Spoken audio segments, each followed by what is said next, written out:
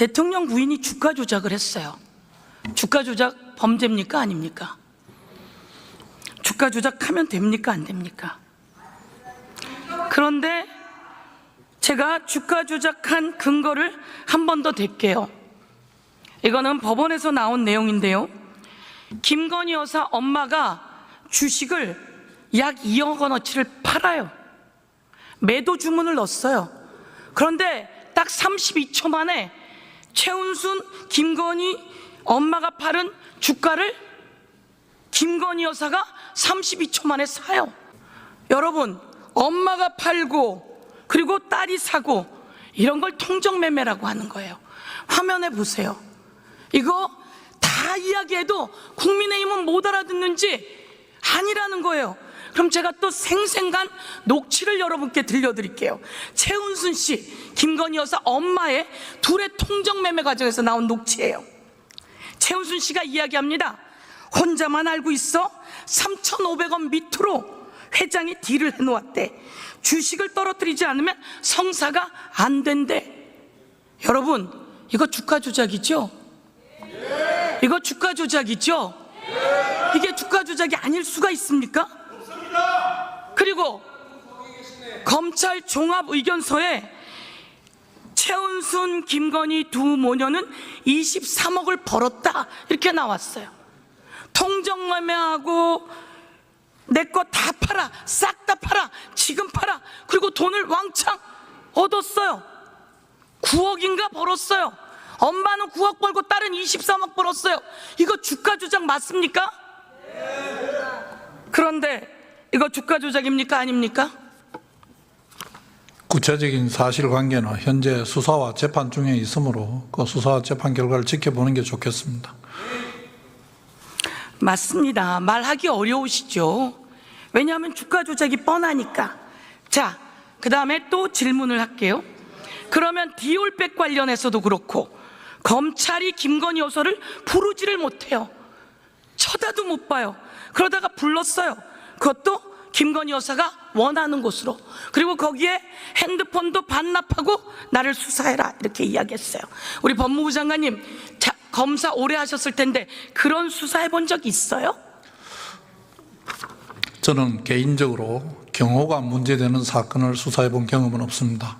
하지만 경호와 보안, 비공개라는 점이 문제가 됐을 때에 그 수사 방법과 절차는 그 수사 준칙과 형사 공보에 관한 규정 등을 따라서 원칙대로 협의해서 하는 것으로 알고 있으며, 예, 그러긴 해도 핸드폰까지 반납하고 가서 조사했다. 자존심 상하죠? 검사가 가서 조사하고 수사하러 가면서 핸드폰을 내놓으라 그랬다.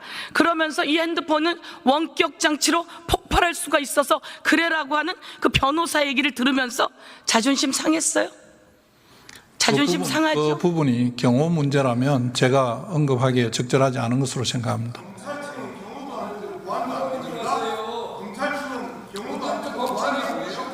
피의자나 참고인에게 그렇게 했으니까 대한민국이 그 정도밖에 안 돼요? 대한민국 검찰이 그 정도였습니까? 저는 이렇게 생각해요. 법무부 장관께서 이건 아닙니다. 어떻게 검사를 불러다가 핸드폰을 반납하라 그러고 조사를 받습니까? 아무리 대통령 부인이라도 그래서는 안 됩니다 라고 해주셔야 법무부 장관답다고 생각하고요.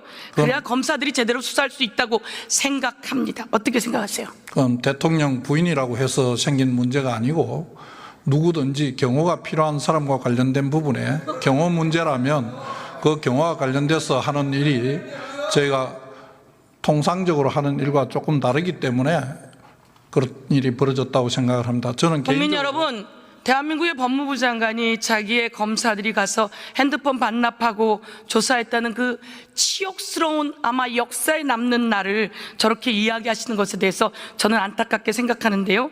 검사들도 보고 판단하실 겁니다. 그리고 그런 말 하는 법무부 장관은 얼마나 속이 타시겠습니까? 그런데 이 김건희 여사가 문제예요. 주가 조작, 디올백, 전당대회 개입, 그리고 이번엔 총선 개입까지. 총선에 개입하면서 김영선 의원에게 다른 곳으로 출마하라고 얘기를 하고 거기 대통령이 가서 공약으로 지역 공약을 마련하겠다고 이야기했어요. 이건 대통령의 관건 선거에 대통령 부인이 사적으로 낀 국정농단이다, 이렇게 보는데 어떻게 생각하십니까? 제가 아직 구체적 사실관계가 확정되지 않은 상태에서 법무부 장관으로서 어떤 법적인 견해를 말씀드리는 적절하지 않은 것 같고, 나중에 구체적인 사실관계가 밝혀지면 거기에 따라서 뭐 수사가 필요하면 수사가 진행될 것이고, 그렇지 않으면 또 뭐 수사 필요하지 않은 상황이라면 뭐 저희들이 굳이 나서고 그러지는 않을 것이라고 생각합니다. 전부 다 나온 사안인데 그렇게 회피하시면 안 된다, 이렇게 제가 지적하고요. 탄핵검사 김영철과 장시호가 사적인 관계를 맺고 있다는 건 알고 계시죠? 의원님께서 주장하시는 내용은 알고 있습니다. 김영철과 장시호가 사적인 관계가 있다는 것을 제가 오늘 여러분께 충격적으로 공개하도록 하겠습니다. 화면 띄워봐 주세요. 김영철이라고 하는 검사입니다. 장시호라고 하는 피의자하고 통화합니다. 오빠 연락처 좀 달래서. 그랬더니 김영철이 오케이 그럽니다. 국민 여러분, 검사하고 피의자가 장시호하고 김영철이 저런 사적인 대화를 나눴어요. 또 그 다음 넘겨봐 주세요. 오빠 통화 부탁해. 그랬더니 미안, 통화 가능? 저러고 둘이 또 공유 숙박시설에 갔다고 합니다. 아니라고 했는데 문자가 나왔어요. 그래서 할 말이 없어요. 여러분, 이런 검사 탄핵해야 되는 거 아닙니까? 맞습니다. 내려주세요. 이거에 대해서 듣고 우리 법무부 장관은 어떤 생각을 갖고 있습니까? 당사자 한쪽에서 일방적으로 보낸 문자 메시지 속에 오빠라는 호칭이 들었다는 이유만으로 탄핵 내지는 감찰에 착수할 만한 비위가 있다고 말할 수 있는지는 개인적으로 조금 의문이 있습니다. 거기에 장시호만 오빠 했어요? 김영철은 오케이 안 했어요? 상대가 보낸 문자에 지적을 하지 않았다고 해서 그 뭐 사적인 관계가 어떻다 뭐 어쩌다 하는 표현을 인정하기는 적절하지 않은 것 같습니다.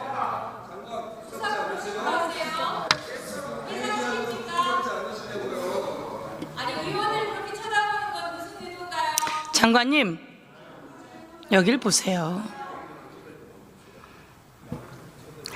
예, 들어가세요.